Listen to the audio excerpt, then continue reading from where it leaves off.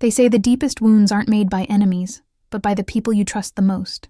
I never believed that, until the night my own father shattered me with words I can never forget. It was supposed to be a celebration. A night of honor, laughter, and legacy. The hall was glowing with warm lights, filled with colleagues who admired him, relatives who respected him, and strangers who came to witness his farewell. Everyone was there to celebrate a man who had built an unshakable reputation over decades. And yet, in the middle of all the applause and admiration, I became the target of his cruelest performance. As I stood among the crowd, my heart swelled with pride. For years, I had tried to be the daughter he could point to with honor. I wanted to believe that tonight, finally, he would acknowledge me, maybe even offer the rare smile that meant so much. But what came instead was humiliation. Sharp, deliberate, and public. His words cut into me with precision, as though he had planned them, as though the dinner wasn't just about his retirement, but about reminding me of my place. For a moment, the room blurred. I felt every eye on me, every whisper tightening around my chest. That was the night I realized I wasn't the daughter he was proud of. I was the daughter he wanted to erase. My name is Emma, and this is the story of how one night of humiliation led to the most shocking revelation of my life. One that would not only silence the room but also destroy the image of the man everyone thought they knew. From the outside, my family looked like the kind of picture-perfect household you'd see in magazines. We had the traditional Sunday dinners, the perfectly decorated house in the suburbs, and the yearly family vacations that made for enviable photo albums. Neighbors admired us, friends called us lucky, and for a long time I believed them. My father was the centerpiece of it all. To the world, he was a man of dignity, respected, admired, almost untouchable in his reputation.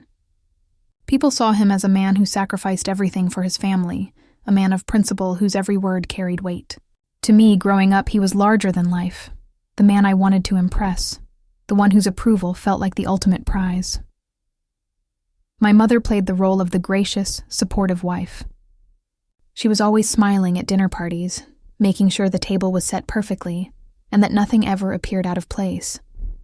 To anyone looking in, she was the glue that kept everything together.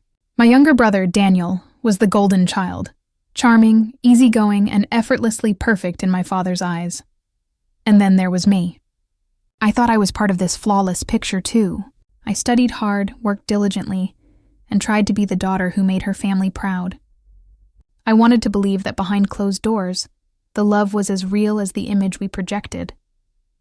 But the truth is, perfection has cracks.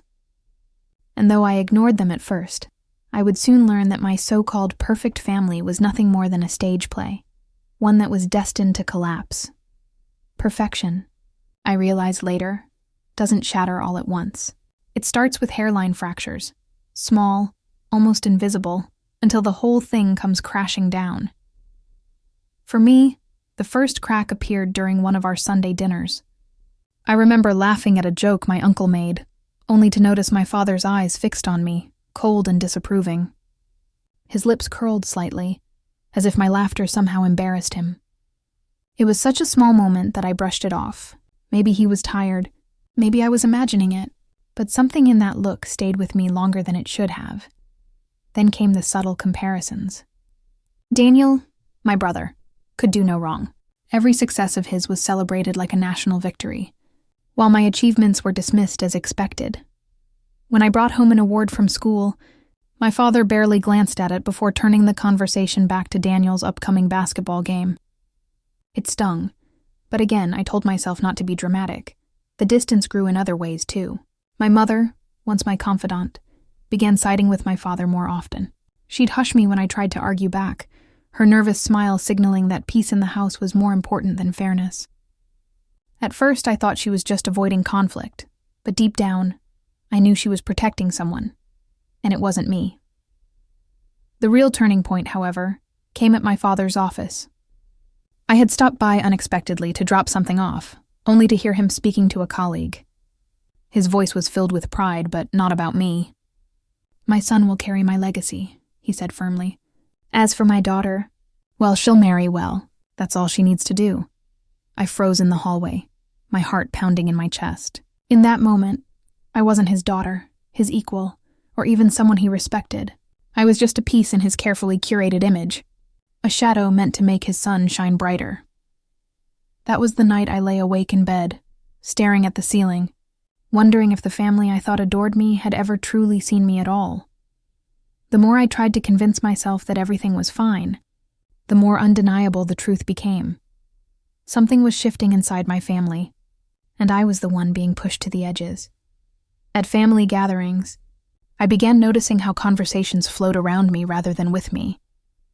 Daniel's jokes drew laughter, my father's stories commanded respect, my mother's sweet nods tied everything together, and then there was me, sitting quietly, my words dissolving into silence as though no one cared to listen. It was subtle at first. My father would forget to ask about my work or my plans, only to spend hours discussing Daniel's career prospects. My mother, once eager to know every detail of my life, now responded with half-hearted, "That's nice," before rushing to prepare my father's tea. And Daniel, intoxicated by his role as the golden child, started mocking me with the same tone my father used, dismissive, condescending, as if he knew I could never measure up. The house itself felt colder. Dinner tables that once felt warm and filled with chatter now felt like a performance I wasn't cast in. I began eating in silence, staring at my plate, while my father's critical gaze lingered on me like a constant reminder that I wasn't enough. I tried to fight it at first. I studied harder, worked longer hours, and even dressed the way I thought might please them. But the more effort I put in, the further away they seemed to drift. It was as if their affection had an invisible price tag, one that no matter how hard I tried, I could never afford. The worst moments came late at night, when I'd hear muffled conversations through the walls, laughter, whispers, secrets, and never once was I included. Sometimes I'd step out of my room just to check, only to find the living room lights off, everyone gone, leaving me with the haunting feeling that the world inside my own home was closing its doors on me. The distance wasn't just emotional anymore. It was physical. I stopped being invited to small family plans. Trips I used to be a part of were now forgotten to be mentioned. Slowly, I realized I wasn't a daughter in their eyes anymore. I was a guest. And worse, an unwelcome one. It was a rainy Thursday evening when I stumbled across the first undeniable sign that something was terribly wrong. I hadn't planned on finding it. In fact, I was only looking for an old photo album in the study. But as I pulled open one of the drawers, my eyes landed on a neatly folded envelope, heavy with documents. At first, I hesitated. Snooping wasn't something I did, but something about the way the envelope was tucked so deliberately beneath a stack of old papers made my hands itch with curiosity. Against my better judgment, I slid it out and opened it. Inside were files from my father's office, contracts, legal papers, and then a will. My breath caught in my throat. It was recent, dated only a few months back. I skimmed through it, my hands trembling. My father had made everything painfully clear. His estate, his businesses, even his prized house. All of it was to go to Daniel. My mother had a share, of course, but my name wasn't mentioned at all. Not a cent, not a single word. It was as though I didn't exist. My chest tightened as I read those cold legal lines again and again. All the years I had spent trying to earn his approval.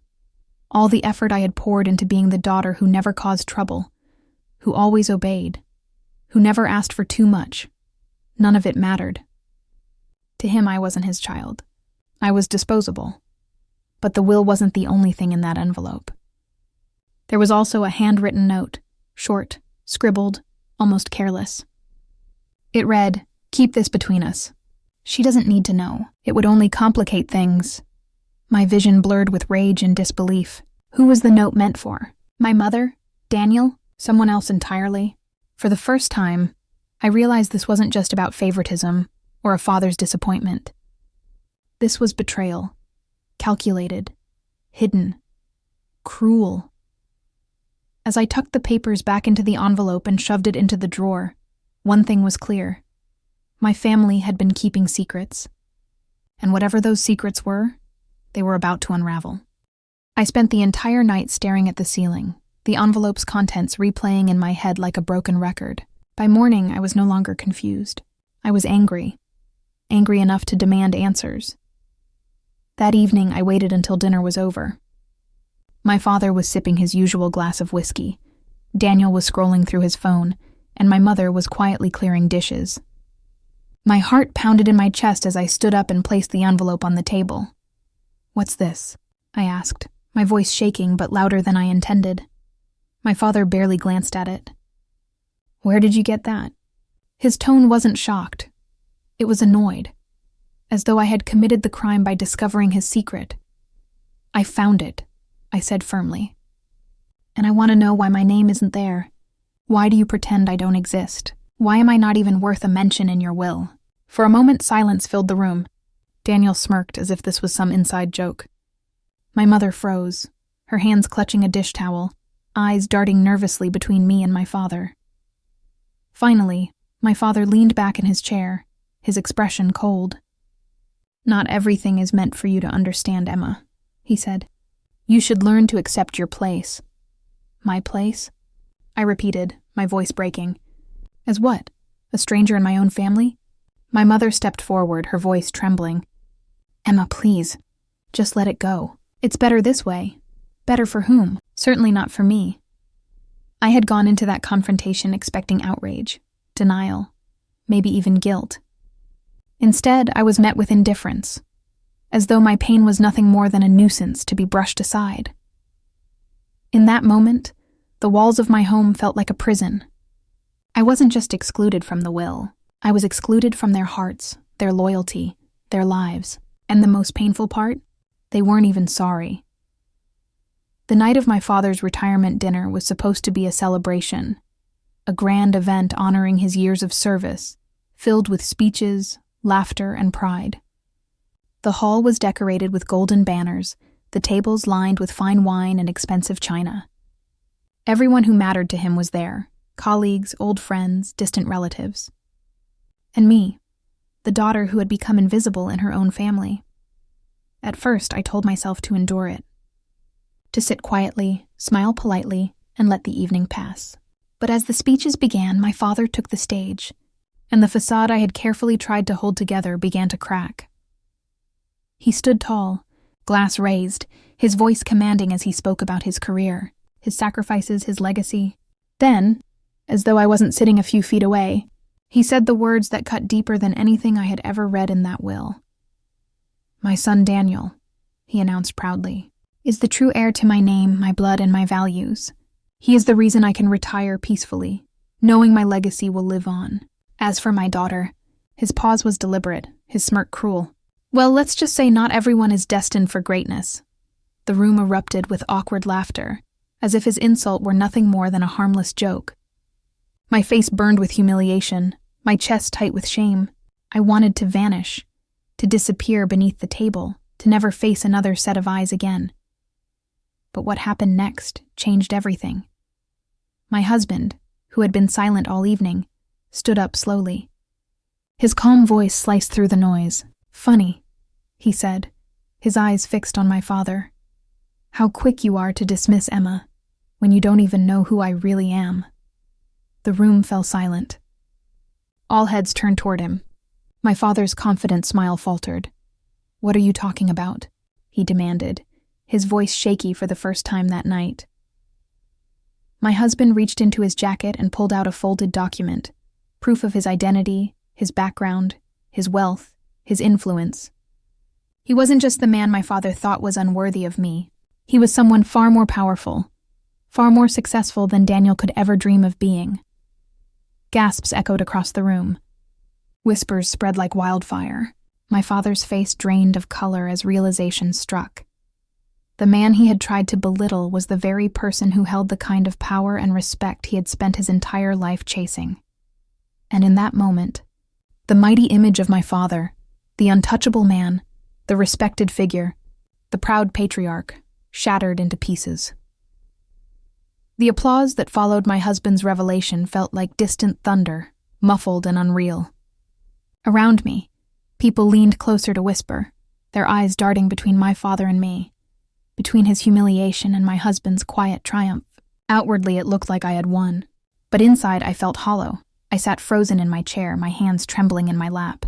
For years, I had craved my father's approval. Every late night spent studying, every sacrifice I made, every desperate attempt to earn a kind word. It had all been for him. And now, in front of everyone, he had reduced me to a punchline. The betrayal wasn't just in the will. It wasn't just in his favoritism toward Daniel. It was in the way he stripped me of my dignity, laughed at my worth, and made me question whether I had ever truly mattered to him at all. Tears burned in my eyes, but I refused to let them fall.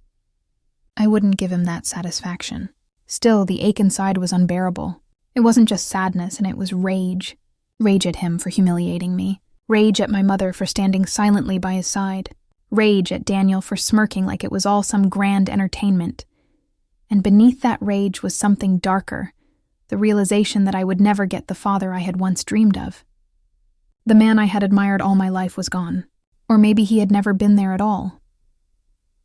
That night, as the dinner ended and guests slowly departed, I excused myself to the restroom. Alone, staring into the mirror, I hardly recognized the woman looking back. My eyes were red, my cheeks pale, my expression twisted with pain and fury. For the first time in my life, I understood what it felt like to break, not just a crack in the surface, but a complete collapse from within. And it was in that collapse, in that darkest moment, that a new thought began to form. A dangerous thought. If he could strip me of everything, then maybe, just maybe, it was time I took everything from him. In the days that followed the retirement dinner, I moved through life like a shadow. Outwardly, I was calm. Polite smiles, measured words, a quiet presence at family gatherings. But inside my mind was on fire. Every cruel smirk, every dismissive word, every humiliation replayed in my head, fueling the storm brewing inside me. I knew one thing. If I wanted to strike back, it couldn't be out of blind rage. My father thrived on control, on order, on being one step ahead of everyone else. If I wanted to destroy him, I couldn't just scream or walk away. I had to outplay him at his own game. The first step was information. I began quietly digging into his business dealings, the investments, the partnerships, the contracts he bragged about at every family dinner. It wasn't hard. Years of working in his shadow meant I knew exactly where to look. What I found shocked me. Beneath the polished exterior, his empire was riddled with cracks. Debts he had hidden, risky ventures he had covered up, alliances built on fragile promises. The second step was timing. Revenge, I realized, wasn't just about striking back. It was about striking when the blow would hurt the most. My father's identity was built on reputation, on the illusion that he was untouchable. If I could unravel that illusion in front of the same people who once applauded him, the humiliation would be unbearable. The third step was power. And I had it in the form of my husband. The same man my father had mocked and dismissed was now my greatest ally.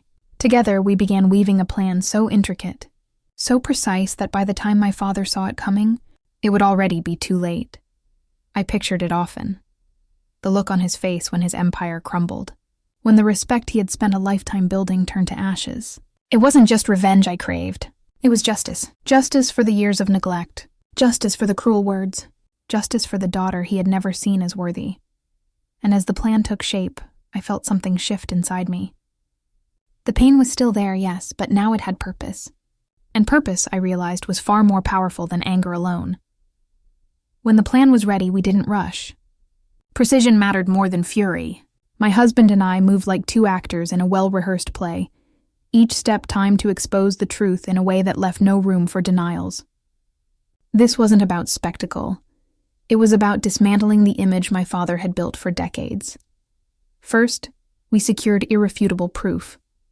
The financial irregularities I'd found were paired with documents my husband's network could authenticate.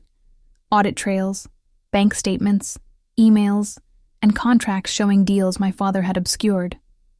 My husband quietly contacted a trusted journalist and a lawyer friend, presenting them with the evidence under strict confidentiality. We prepared official requests for financial audits and legal notices that would force transparency. Next, we chose our stage. My father loved public admiration. Club dinners, charity galas, speeches where applause reaffirmed his worth. We targeted the same circles. Instead of an angry confrontation, we let institutions do the confronting for us. Notices arrived, formal inquiries, audit requests, and a polite but firm demand for explanation from the foundation where he sat on the board. Those initial impersonal letters were enough to unsettle him. His confidence wavered. Then came the public moments. My husband, calm, composed, and deliberately understated, began introducing facts at the right time. He wasn't loud. He was clean and factual. At a board meeting that my father still attended, my husband produced documents and asked questions no one could ignore. Colleagues who had once smiled into my father's face suddenly exchanged worried glances. The rumor mill churned into confirmation. When the legal audit findings were delivered, they were devastating. Misallocated funds, undisclosed liabilities, and signatures that didn't match. The club quietly suspended several of his privileges. The foundation announced a formal review. Reputation, the very currency my father had hoarded, evaporated faster than any of us had expected. Watching him try to compose a public rebuttal felt surreal.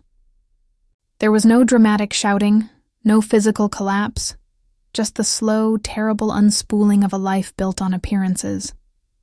People who once hung on his every word now questioned his judgment and integrity. In the end, the victory wasn't vengeance born of malice. It was the satisfaction of truth made impossible to ignore.